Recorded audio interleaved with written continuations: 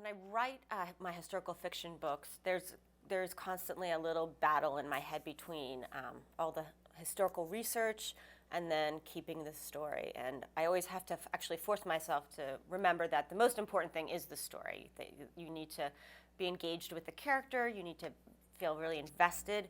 But I think most historical fiction writers fall in love with all the little aspects of history. We love the research. We could spend, days in a library or an archive or fall down a rabbit hole on the internet, looking at something at the Library of Congress, just to find one little fact that somebody might not even pick up on.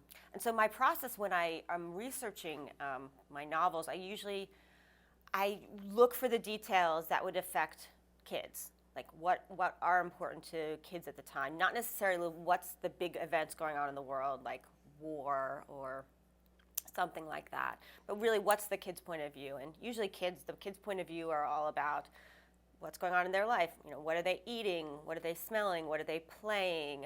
What are their everyday circumstances? Who's their family? What are they listening to on the radio? What are they watching on TV? Like just little things like that. What are they wearing? What is their everyday life like at school? What does their classroom look like? So it's really those basic things. I try to just remember what is it to be 10 years old, 11 years old, and what's important to you at that age. I like the 10, 11, 12 to write from that.